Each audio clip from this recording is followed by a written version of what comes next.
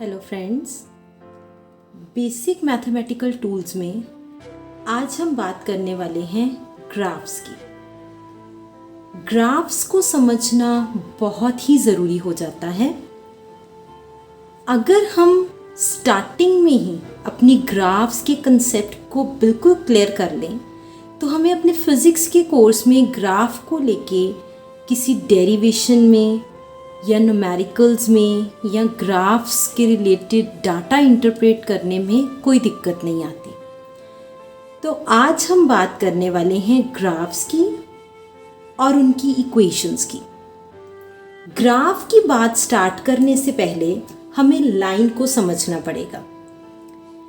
हम लाइन की इक्वेशन लिखने लगे हैं। वैसे तो लाइन की इक्वेशंस कई सारी हो सकती हैं, एक लाइन को लिखने के कई तरीके हो सकते हैं, लेकिन हम वही इक्वेशन लिखने लगे हैं जो कि हमारे कोर्स में हमें ज़रूरी हो जाती है। सो हम बात करने लगे हैं लाइन की इक्वेशन की। लाइन की इक्वेशन होती है y is equals to mx plus minus सी।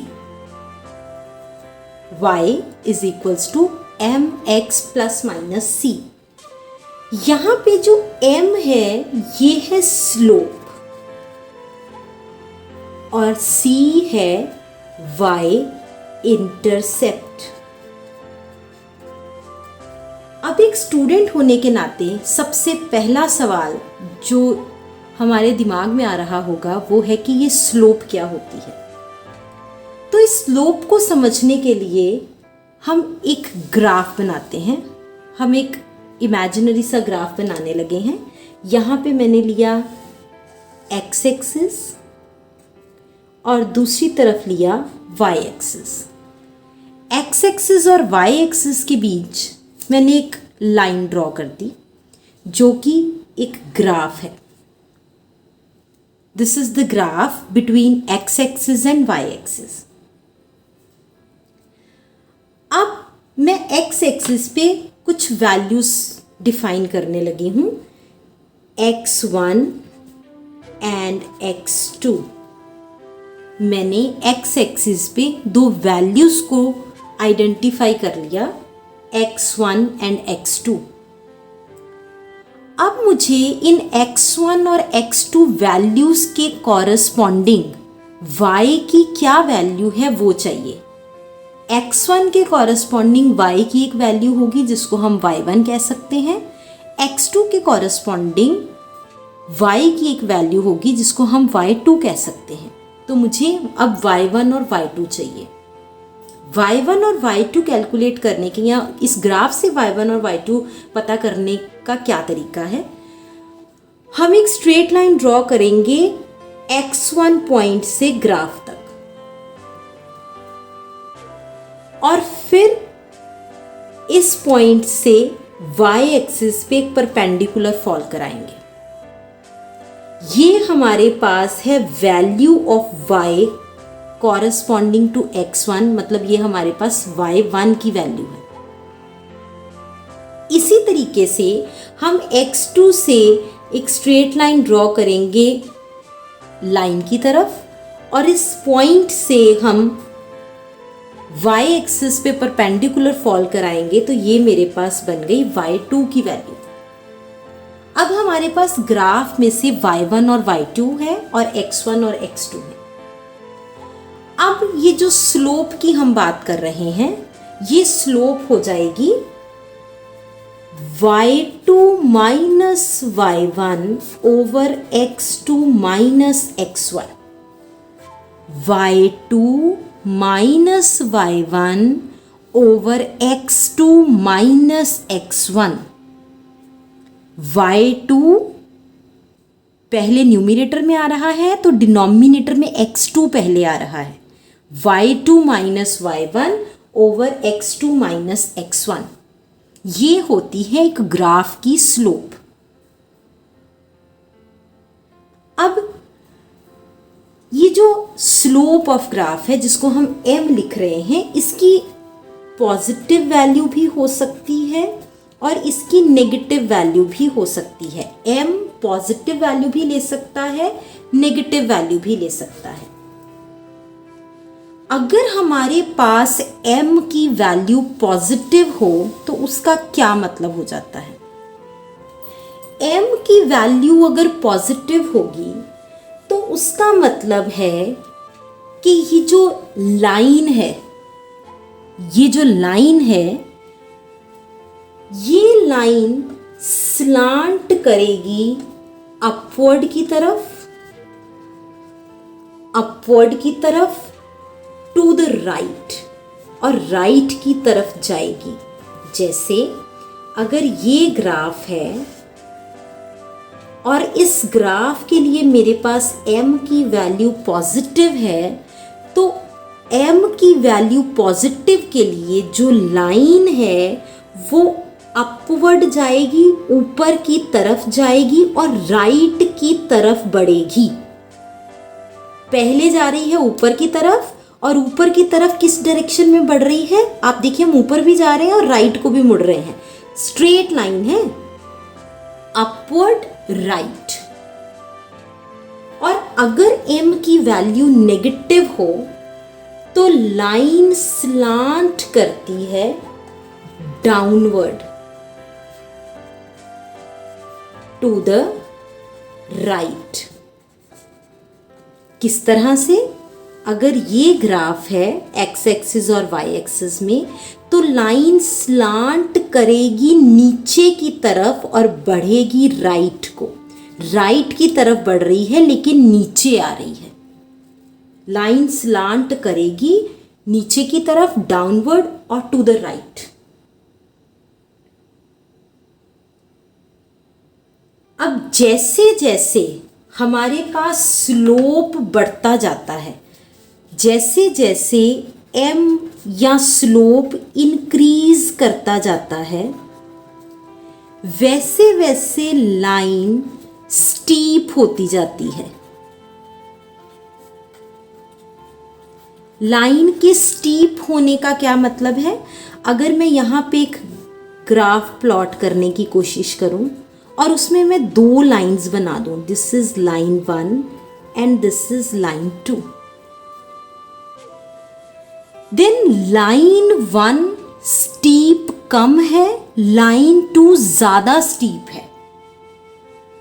इसका मतलब क्या है कि m की वैल्यू लाइन 2 के लिए ज्यादा है।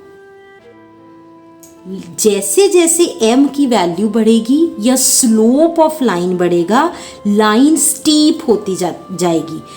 ये 1 लाइन कम स्टीप है, लाइन 2 ज्यादा स्टीप है। जैसे जैसे m बढ़ेगा, स्लोप ऑफ ग्राफ बढ़ेगी, वैसे वैसे लाइन स्टीप होती जाती है। अब बात करते हैं m की in terms of angle theta. Slope के लिए एक और फॉर्मूला समझा जा सकता है। मान लीजिए ये एक ग्राफ है x एक्सिस और y एक्सिस में, और यहाँ पे एक लाइन है। आसानी से समझने के लिए मैं इस लाइन को ओरिजिन से ही स्टार्ट कर रही हूँ, और ये लाइन x एक्सिस के साथ एक थीटा एंगल बना रही है। ऐसे केस में स्लोप की वैल्यू हो जाएगी tan थीटा। स्लोप की वैल्यू है tan थीटा।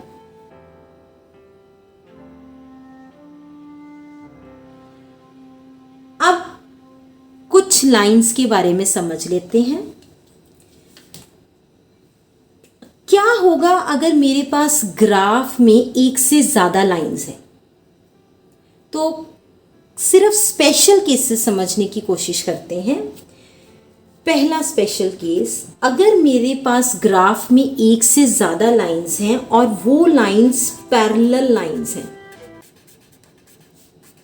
ग्राफ में जो एक से ज्यादा लाइंस हमें दिख रही हैं, अगर वो लाइंस पैरेलल हैं, जैसे ये अगर मैं ग्राफ प्लॉट करूं और उसमें ये दो लाइंस बना दूं, लाइन 1 एंड लाइन 2, और आप देख पा रहे हैं कि ये दोनों लाइंस पैरेलल लाइंस हैं। तो इसका क्या मतलब है? अगर लाइंस पैरेलल हैं तो इन लाइंस के लिए स्लोप सेम होगी, m की वैल्यू इनके लिए सेम है, स्लोप इनके लिए सेम है, लेकिन फर्क कहाँ है, डिफरेंट है इनके लिए y इंटरसेप्ट। y इंटरसेप्ट मतलब c, इनके लिए c डिफरेंट हो जाएगा। हमने c को यहाँ पे पढ़ा था, जब हमने लाइन की इक्वेशन लिखी थी तब हमने mx प्लस c पढ़ा था। तो पैरेलल लाइंस के लिए m सेम होगा, उनके लिए c अलग हो जाएगा। दूसरे स्पेशल केस में अगर मेरे पास ग्राफ में एक से ज़्यादा लाइंस हैं और अगर वो लाइंस परपेंडिकुलर हैं, परपेंडिकुलर लाइंस हैं मेरे पास ग्राफ में, तो वहाँ से हमें क्या समझ लेना चाहिए। अगर ग्राफ में आपको एक से ज़्यादा लाइंस दिख रही हैं और वो परपेंडिकुलर हैं, तो किसी एक लाइन की स्लोप दूसरी लाइन के स्लोप के नेगेटिव रेसिप्रोकल होती है। फर्स्ट लाइन की या किसी भी एक लाइन की स्लोप दूसरी लाइन के स्लोप के नेगेटिव रेसिप्रोकल होती है। रेसिप्रोकल में मैंने 1/m2 किया, नेगेटिव रेसिप्रोकल में माइनस साइन लगाया। सो ये हो गई ग्राफ्स के बारे में जनरल सी बातें और लाइन को समझना। अब ग्राफ्स की शेप पर चलते हैं, जो एक्चुअल ग्राफ्स हमें अपने कोर्स में दिखने वाले हैं वैसे ग्राफ्स की तरफ चलते हैं। इन शेप्स को समझ के हमें ये समझ में आ जाएगा कि ग्राफ से क्या डाटा हम डिराइव कर सकते हैं और उस ग्राफ को कैसे देखना है, समझना है और पढ़ना है। सो हम ग्राफ की कुछ शेप के बारे में पढ़ने जा रहे हैं। आपको यहाँ पे हमने बात की है कि m की वैल्यू पॉजिटिव हो सकती है या m की वैल्यू नेगेटिव हो सकती है। एक लाइन के लिए उसकी स्लोप पॉजिटिव हो सकती है या नेगेटिव हो सकती है। सो हम पहले पॉजिटिव स्लोप के लिए बात करेंगे। पॉजिटिव स्लोप के लिए हम 3 तरीके के ग्राफ्स डिस्कस करेंगे और उसके बाद हम नेगेटिव स्लोप की बात करेंगे। सो सबसे पहला केस कि अगर हमारे पास ग्राफ की जो लाइन की स्लोप है m है वो पॉजिटिव हो। m अगर पॉजिटिव है तो किस तरह के ग्राफ्स हमारे सामने आ सकते हैं। पहली शेप ऑफ ग्राफ जो m पॉजिटिव के लिए हमारे पास आ सकती है वो कुछ इस तरह का होता है।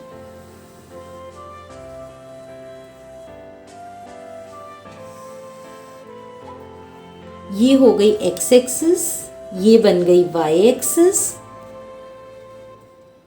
ये ओरिजिन, और हमारे पास लाइन की शेप कुछ ऐसी हो जाती है। इस तरह से लाइन आ रही है, ये हमारे पास लाइन है। तो इस लाइन के लिए क्या पर्टिकुलर्स हैं? इस लाइन के लिए यहाँ पे जो आपको पोर्शन नजर आ रहा है y एक्सिस पे, ये वाला पोर्शन यहाँ पे प्लॉट कर देते हैं। ये वाला y एक्सिस पे ये है c, जिसको हम y इंटरसेप्ट कहते हैं। y इंटरसेप्ट c जो हमने लाइन की इक्वेशन में किया था वो ये पोर्शन है इस ग्राफ में। दूसरी चीज, इस लाइन की नेचर क्या है? ये लाइन एक स्ट्रेट लाइन है, एक स्ट्रेट लाइन बन रही है यहाँ पे। इस लाइन की इक्वेशन क्या होगी? m इसके लिए पॉजिटिव है। इस लाइन की इक्वेशन है y is equals to mx minus c। हमने जब आपको लाइन की इक्वेशन इंट्रोड्यूस की थी तो हमने यहाँ पे प्लस माइनस साइन लिया था कि किसी केस में y इंटरसेप्ट पॉजिटिव होगा और किसी केस में नेगेटिव होगा। सो यहाँ पे y इंटरसेप्ट नेगेटिव है। नेगेटिव क्यों है? क्योंकि जो c की वैल्यू है वो ओरिजिन से नीचे की तरफ नेगेटिव ऑफ y एक्सिस पे लाई कर रही है, इसलिए इस लाइन की इक्वेशन बनती है y is equal to mx minus c और m की वैल्यू इस केस के लिए पॉजिटिव है। ये लाइन एक्स एक्सिस के साथ एक एंगल थीटा बना रहा है। सो यहां पे स्लोप हो जाएगी tan थीटा। थीटा की वैल्यू 90 डिग्री से कम है, जिसको हम एक्यूट एंगल कह सकते हैं, और m की वैल्यू इस ग्राफ के लिए पॉजिटिव होती है। इस शेप ऑफ ग्राफ के लिए ये कंप्लीट इंफॉर्मेशन। m पॉजिटिव के लिए दूसरी तरह की शेप ऑफ ग्राफ कैसी हो सकती है? वो कुछ इस तरह से हो सकता है। हमने कोऑर्डिनेट एक्सिस बनाया, एक्स एक्सिस, वाई एक्सिस, और हमारे पास ग्राफ की शेप कुछ इस तरह से आ रही है और ग्राफ ओरिजिन से शुरू कर रहा है। This is the origin and this is the shape of the graph. ये ग्राफ जो है ये एक स्ट्रेट लाइन है, ये एक स्ट्रेट लाइन है। ये लाइन एक्स एक्सिस के साथ एक एंगल थीटा बना रहा है और इसकी इक्वेशन होगी y is equals to m x. तो c कहाँ गया भाई? c है ही नहीं यहाँ पे, y इंटरसेप्ट नहीं है। ये पोर्शन जो हमने लास्ट ग्राफ में c लिया था वो 0 है। सो ये एक स्ट्रेट लाइन है। यहां पे m is equals to tan theta. Theta की वैल्यू लेस देन 90 डिग्रीज है, मतलब थीटा एक एक्यूट एंगल है, और m की वैल्यू यहां पे पॉजिटिव है।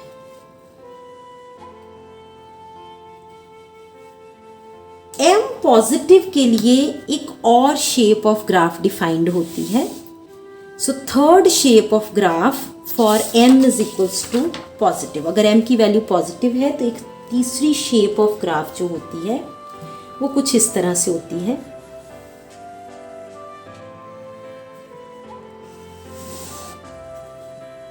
हमने x एक्सिस और y एक्सिस को ड्रॉ किया और जो ग्राफ है वो इस तरह का बन रहा होगा। अगर ग्राफ इस तरह से बन रहा है तो इस केस में ये एंगल है थीटा, जो कि लाइन बना रही है with the x axis. Line की इक्वेशन होगी y is equals to m x plus सी। सी कहाँ है हमारे पास? ये सी है, जिसको हम y इंटरसेप्ट कह रहे हैं। अब c पॉजिटिव साइन के साथ क्यों लिया? क्योंकि ओरिजिन से पॉजिटिव y एक्सिस की तरफ हमारा y इंटरसेप्ट है। अब इस लाइन की नेचर क्या है? ये एक स्ट्रेट लाइन है। इस केस में हमारे पास m is equals to tan theta हो जाएगा। थीटा यहाँ पे भी एक एक्यूट एंगल है, लेस देन 90 डिग्रीज है, और m की वैल्यू यहाँ पे भी इस शेप ऑफ ग्राफ के लिए भी पॉजिटिव होती है। अब हमने m पॉजिटिव के लिए जो 3 शेप ऑफ ग्राफ हैं वो हम डिस्कस कर चुके हैं। अब हम बात करने वाले हैं m नेगेटिव की। सो अब बात होगी स्लोप जब ग्राफ की नेगेटिव हो तब ग्राफ की शेप कैसी होती है।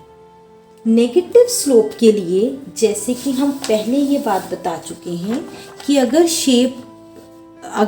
स्लोप ग्राफ की नेगेटिव हो तो लाइन डाउनवर्ड राइट की तरफ जाती है। तो ऐसी ही शेप हम ड्रॉ करने लगे हैं। हम यहाँ पे एक्स एक्सिस और वाई एक्सिस देख लेते हैं। X axis and y axis है हमारे पास, और जो ग्राफ है वो जाएगा डाउनवर्ड राइट की तरफ, जो कि हम m is equals to negative की डिस्कशन में समझ चुके हैं कि ग्राफ डाउनवर्ड नेगेटिव की तरफ जा रहा है। इस ग्राफ के लिए इक्वेशन हो जाएगी y is equals to minus m x plus c. y is equals to minus m x plus c. ये हमारे पास थीटा है। यहाँ पे m is equals to tan theta होगा, जो कि हमेशा होता है m is equals to tan theta, लेकिन थीटा यहाँ पे ग्रेटर देन 90 डिग्रीज है, एक ऑब्ट्यूज एंगल है।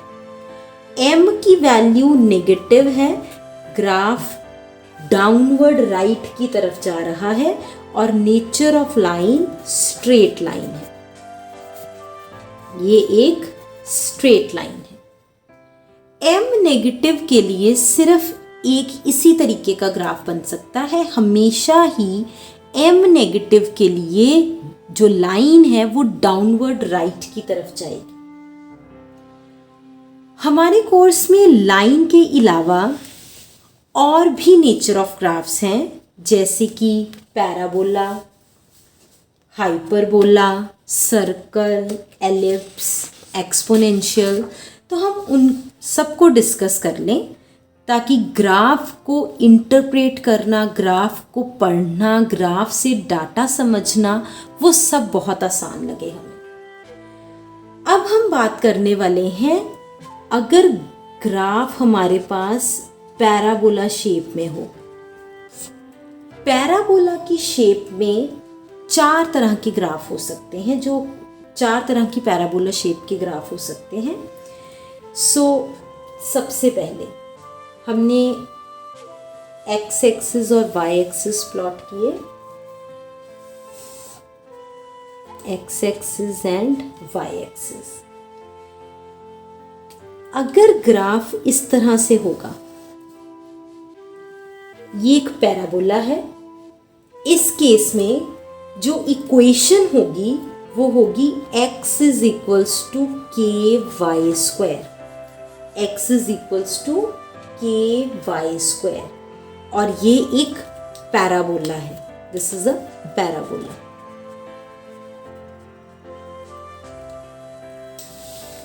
अगली तरह की शेप इस केस में हो सकती है, हम x एक्सिस और y एक्सिस प्लॉट करते हैं, ये x एक्सिस है हमारे पास और x एक्सिस और y एक्सिस, और जो ग्राफ है वो नेगेटिव ऑफ x एक्सिस की तरफ अलाइंड है। इस केस में हमारे पास इक्वेशन होगी x is equals to minus k y square, और शेप अभी भी पैराबोला ही है, शेप पैराबोला ही है। 4 तरह की शेप्स बनेंगी पैराबोला में। तीसरी शेप जो पैराबोला के लिए पॉसिबल है, हम x एक्सिस और y एक्सिस प्लॉट करते हैं। x एक्सिस और y एक्सिस प्लॉट करके हम शेप ऑफ ग्राफ देखते हैं। इस तरह की शेप पॉसिबल है, और इस केस के लिए इक्वेशन होती है y is equals to k x square, y is equals to k x square, और अभी भी शेप पैराबोला ही है, दिस इज अ पैराबोला। और 4th टाइप ऑफ शेप जो पैराबोला के लिए पॉसिबल है वो है डाउनवर्ड पैराबोला, जिसे हम कह देते हैं y एक्सिस और x एक्सिस, और ये एक डाउनवर्ड पैराबोला बन जाएगा। इसकी इक्वेशन हो जाएगी हमारे पास y is equals to minus k x square, और ये भी एक पैराबोला है। तो 4 तरह की शेप्स पैराबोला के लिए हमने समझी और उनकी इक्वेशंस देखी। पहली है right handed parabola, x is equals to k y square. Left handed parabola, x is equals to minus k y square. Upward parabola, y is equals to k x square, and downward parabola y is equals to minus k x square. ये 4 तरह की shapes parabola के लिए possible हैं और इनकी equations को हम समझ चुके हैं। अब देखते हैं हाइपरबोला के लिए। हाइपरबोला की शेप भी हमारे कोर्स में हमें कई बार दिख जाती है, तो उसके लिए भी हमें पता होना चाहिए कि क्या पर्टिकुलर्स हैं। तो हाइपरबोला की बात कर लेते हैं। हाइपरबोला, हमने कोऑर्डिनेट एक्सिस प्लॉट किए, x axis and y axis, और हाइपरबोला की शेप कुछ इस तरह से होती है। काफ़ी कॉमन शेप रहेगी आपके लिए आपके कोर्स में ये, और इसके लिए हमें ये चीज़ समझनी बहुत ज़रूरी है कि x y is equals to constant. +1 और +2 में ये शेप हमें काफ़ी बार दिखेगी। सो इस केस के लिए x y is equals to constant and x is inversely proportional to y. जब भी एक्स वाई की इन्वर्सली प्रोपोर्शनल होगा या वाई एक्स की इन्वर्सली प्रोपोर्शनल होगा, ये शेप ऑफ ग्राफ बनेगी जो कि एक हाइपरबोला है। उसके अलावा ग्राफिकल सेक्शन में हम सर्कल की बात कर लेते हैं और उससे रिलेटेड इक्वेशन डिस्कस करेंगे। तो हमने कोऑर्डिनेट एक्सिस ड्रॉ कर लिया। कोऑर्डिनेट एक्सिस पे हम एक सर्कल प्लॉट कर लेते हैं और इस सर्कल का एक फिक्स्ड डिस्टेंस है जिसको हम रेडियस कहते हैं, उसको हम a यूनिट्स मान लेते हैं ओरिजिन से। ओरिजिन से फिक्स्ड डिस्टेंस है a यूनिट्स और ये a यूनिट्स जो है ये रेडियस ऑफ सर्कल है। इस सर्कल की इक्वेशन होती है x square plus y square is equals to a square.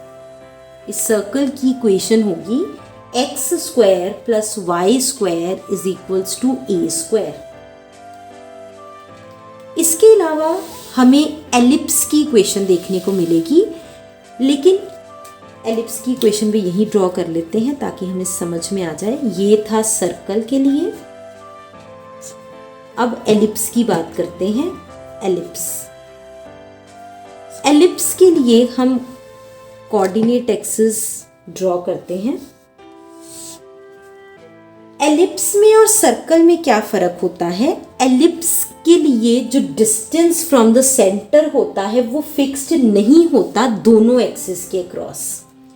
Origin से किसी एक एक्सिस पे डिस्टेंस ज़्यादा होगा, किसी दूसरे एक्सिस पे डिस्टेंस कम होगा, तो शेप ऑफ ग्राफ कुछ इस तरह से बन जाएगी, जिसको हम ओवल शेप कह देते हैं। y एक्सिस पे ओरिजिन से डिस्टेंस है b यूनिट्स, x एक्सिस पे ओरिजिन से डिस्टेंस है a यूनिट्स। आप देख पा रहे हैं कि a की वैल्यू b से ज्यादा है, इसीलिए a को कहते हैं सेमी मेजर एक्सिस और b को कहते हैं सेमी माइनर एक्सिस।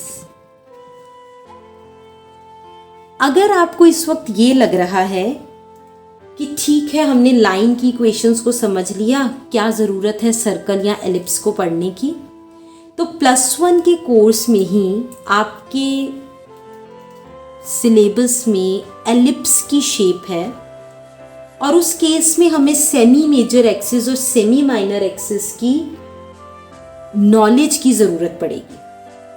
तो अगर हम यहीं पे अपने कंसेप्ट्स को क्लियर कर लेंगे तो हमारे लिए चीज़ें काफ़ी आसान हो जाएंगी। फिज़िक्स हमारे लिए बिल्कुल मुश्किल नहीं रहेगी, लेकिन ये तभी पॉसिबल है जब हम इन चीज़ों को पहले ही अच्छे से समझ लें, स्टेप बाय स्टेप। सो इस एलिप्स की इक्वेशन क्या हो जाएगी? इसकी इक्वेशन होगी, ये x एक्सिस है और ये y एक्सिस है, तो x एक्सिस पे a यूनिट्स का डिस्टेंस है, so x square by a square, और y एक्सिस पे b यूनिट्स का डिस्टेंस है, तो y square over b square is equals to 1। ये हो गई इक्वेशन ऑफ एलिप्स। अब दो ग्राफ एक्सपोनेंशियल डिके के हैं जिनको समझना बहुत इम्पॉर्टेंट है। अब बात करने लगे हैं एक्सपोनेंशियल डिके की।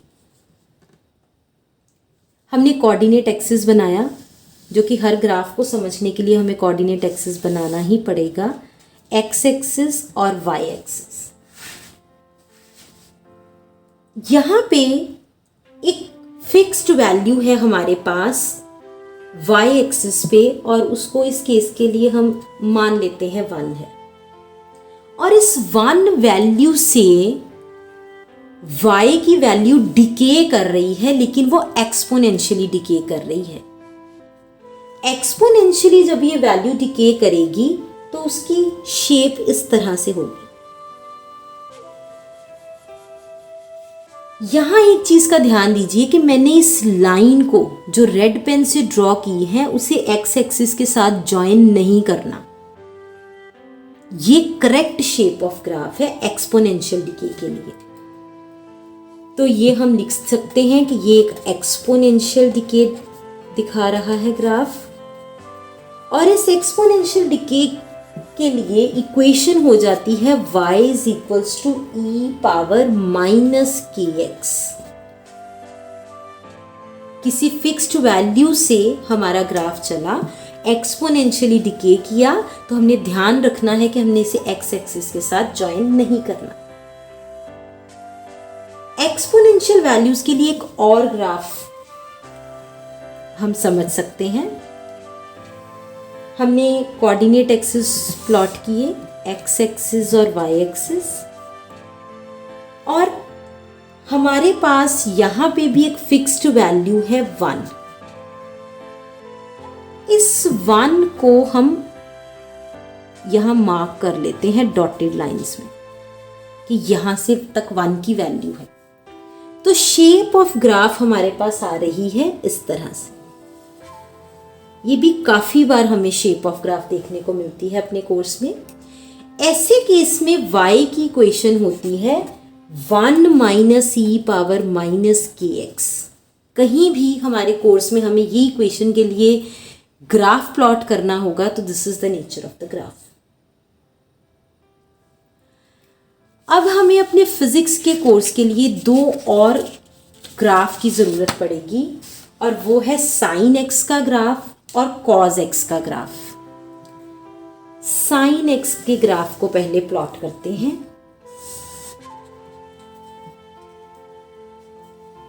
साइन एक्स का ग्राफ कैसे प्लॉट होगा, हम ओरिजिन से स्टार्ट करने लगे हैं।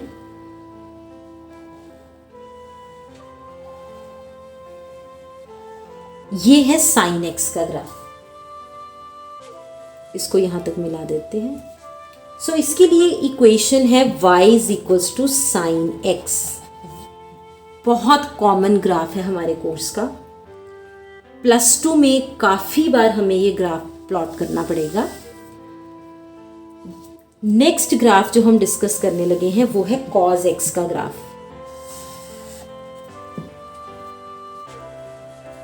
कॉज एक्स का ग्राफ कैसे प्लॉट होगा, हम सामने ही रख लेते हैं साइन एक्स का ग्राफ और उसकी शेप, ताकि हमें फर्क समझ में आ जाए। साइन एक्स का ग्राफ मैंने ओरिजिन से स्टार्ट किया था।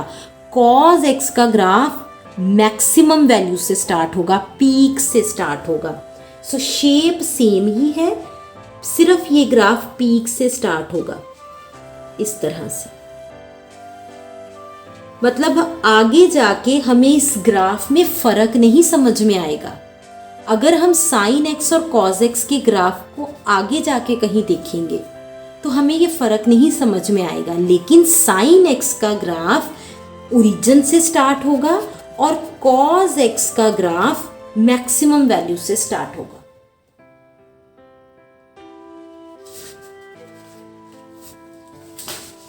ये थी बात शेप ऑफ ग्राफ की। ग्राफ के केस में हमें 2 और बहुत इंपॉर्टेंट कंसेप्ट्स समझने हैं।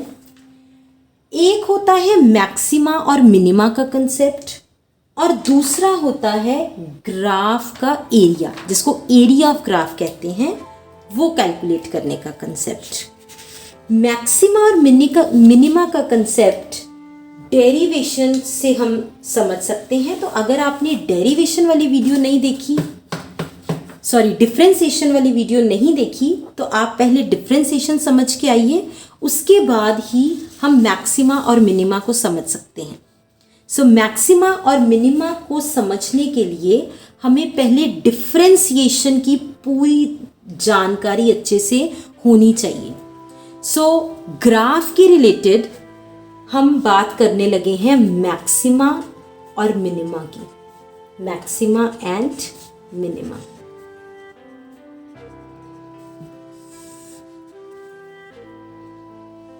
मैक्सिमा और मिनिमा ये एक एप्लीकेशन है डिफरेंशिएशन की।